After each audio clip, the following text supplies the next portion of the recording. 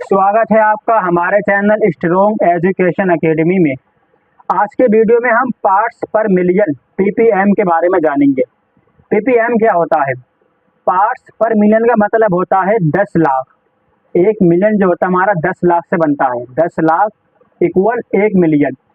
तो अगर कहीं आपको एक बड़ी चीज़ हो, जैसे फॉर एग्जाम्पल तालाब है, तालाब के अंदर अगर किसी ने H2SO4 डाल दिया या फिर NaOH मिला दिया, अगर आपसे कहा जाए कि इस तालाब में NaOH की मात्रा को फाइंड करें, तो वहाँ पर इतने बड़े तालाब में छोटी सी मात्रा को, छोटी से छोटी मात्रा को फाइंड करने के लिए हमें पार्ट्स पर मिलियन का यूज़ करना पड़ता है। तो बड़ी सी चीज़ में छोटी सी चीज़ को फाइंड करने के लिए पार्ट्स पर मिलियन का यूज़ करते हैं। वैसे इनकी किसी की परिभाषा आती नहीं, तब भी मैं आपको परिभाषा लिखवा रहा हूँ। पार्ट्स पर मिलियन की परिभाषा में आप लिखेंगे कि किसी विलयन के 10 लाख भाग में विलय के भागों की संख्या को पार्ट्स पर मिलियन कहते हैं। परिभाषा में लिखे आप इसकी, किसी विलयन के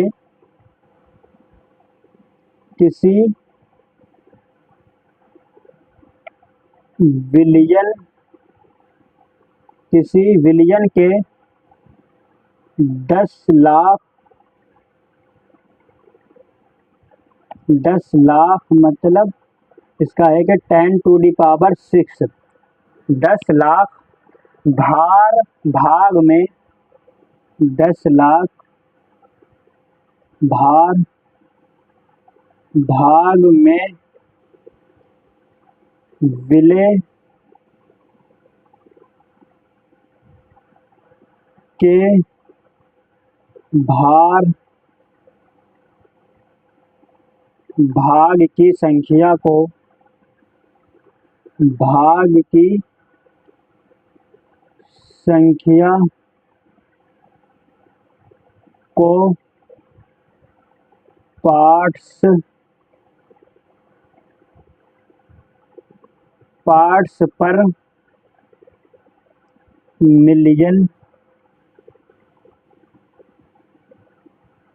पार्ट्स पर मिलियन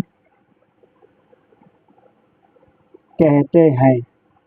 ये इसकी परिभाषा हो जाएगी, यानी किसी विलयन के 10 लाख भाग में विलय के भाग की संख्या को पार्ट्स पर मिलियन कहते हैं।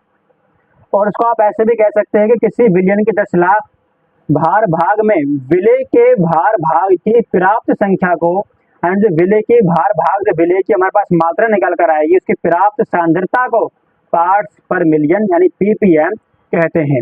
अब हम पीपीएम का फॉर्मूला फाइंड करेंगे। इसका फॉर्मूला सेम टू सेम भार प्रतिशत की तरह है। जैसे हमने भार प्रतिशत का फॉर्मूला निकाला था, ऐसे ही इसका है, पर डिफरेंस सिर्फ इसमें यह है कि हमने वहाँ पर जो मल्टीप्लाई की थी 100 से की थी, लेकिन यहाँ पर हमें मल्टीप्लाई करेंगे 10 लाख से। 10 लाख मतलब 10⁶ से मल्टीप्लाई करेंगे। तो इसका फॉर्मूला क्या आएगा हमारे पास? WA आप जानते क्या होता है? विलय का भार। मैं बार बार नहीं बता रहा, आप खुद समझ जाएं। WA मतलब विलय का भार, और अपॉन में आएगा WA प्लस WB यानी विलयन का भार, और मल्टीप्लाई 10⁶। ये हमारे पास पीपीएम का फॉर्मूला प्राप्त हो जाता है।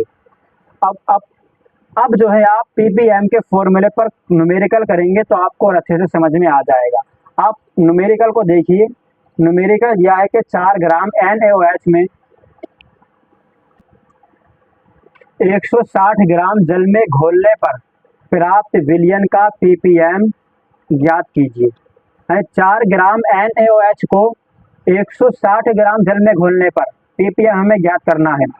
अब यहाँ से आप WA और WB फाइंड करिए। जब आप इन चीज़ों को निकाल लेंगे तो आप सूत्र पर रखकर आसानी से पार्ट्स पर मिलियन का फाइंड कर सकते हैं। तो यहाँ से पहले हम देखेंगे हमारा WA और WB कितना है। आप जानते हैं कि WA जो होता है हमारा कम मात्रा वाला, यानी यहाँ पर कम मात्रा वाला क्या है? 4 ग्राम। तो 4 ग्राम जो NaOH है ये हमारा WA है, और 160 ग्राम जो है H2O यानी जल जो है हमारा, ये हमारा WB है। अब आप सूत्र पर रखिए। सूत्र क्या है हमारा ppm का?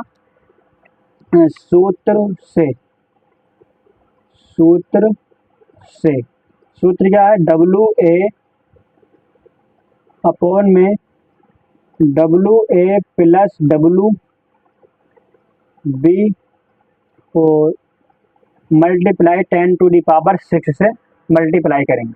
अब यहाँ पर आप वैल्यू रखिए।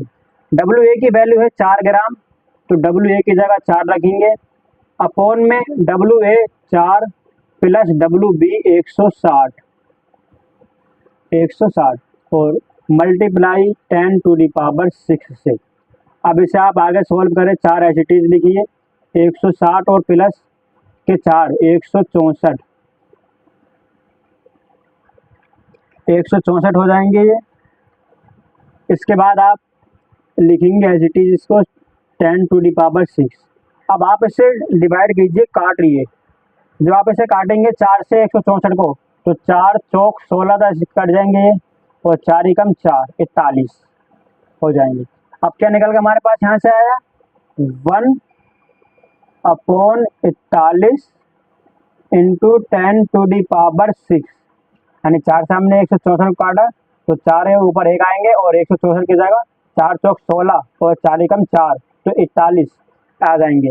अब यहाँ से आप इसकी मल्टीप्लाई करेंगे एक की का नाम है 10⁻⁶ में, तो इस तरीके से आप लिखेंगे इसे 10⁻⁶ अपॉन में 41। और आपको एक बात और बता दूं मैं, जो आपके 10⁻⁶ है, इसका मतलब क्या है? यहाँ पर जो है 6 जीरो है, 1 2 3 4 5 6, ये है 10⁻⁶ बराबर है इसके। तो अब यहाँ से आप क्या करेंगे, यहाँ से 2 जीरो आप लेंगे। जब 2 जीरो यहाँ पर लेंगे 100 और इंटू 6 में से 2 जीरो को कम करेंगे आप, तो यहाँ पर आएंगे 4, 10⁻⁴ अपॉन में 41। अब आप इसे सोल्व करिए, 41 को 100 में डिवाइड करेंगे, 41 को करेंगे, तो आपके पास जो ppm निकल कर आएगा ppm 2.4 इंटू 10⁻⁴, ये आपके पास निकल कर इसका आंसर आएगा जो आप इसे सोल्व करेंगे। तो उम्मीद करता हूँ यहाँ तक आपको अच्छे समझ में आ गया होगा। मैं दोबारा रिपीट करता हूँ क्वेश्चन को। क्वेश्चन हमारे पास है कि 4 ग्राम NaOH को 4 ग्राम NaOH को 160 ग्राम जल में घोलने पर प्राप्त विलयन का ppm ज्ञात करिए। आपको WA क्या है 4 ग्राम दिया है और WB 160। आप इसकी वैल्यू रख कर जाएंगे। जब वैल्यू रखेंगे तो 104 के और प्लस 160 164 हो जाएंगे, और 4 को 164 में डिवाइड करेंगे तो 1/41 होंगे इंटू 10⁻⁶। अब यहाँ 10⁻⁶ का मतलब होता है कि यहाँ पर 10 के आगे 5 जीरो मतलब 6 जीरो है, तो यहाँ से आप 2 जीरो धार लेंगे, 2 जीरो यहाँ पर हो जाएंगे 100 और 2 जीरो की कमी कर देंगे यहाँ पर। जब 2 जीरो कम हो जाएंगे यहाँ पर 10⁻⁴ लिखेंगे अपना यहाँ, और उसकी जगह फिर आप 41 को 100 में डिवाइड करेंगे, तो आपके पास जो आंसर निकल कर आएगा 2.4 इंटू 10⁻⁴ आंसर इसका निकल कर आ जाएगा। उम्मीद करता हूँ यहाँ तक आपको अच्छे समझ में आ गया होगा। मिलते हैं नेक्स्ट वीडियो में।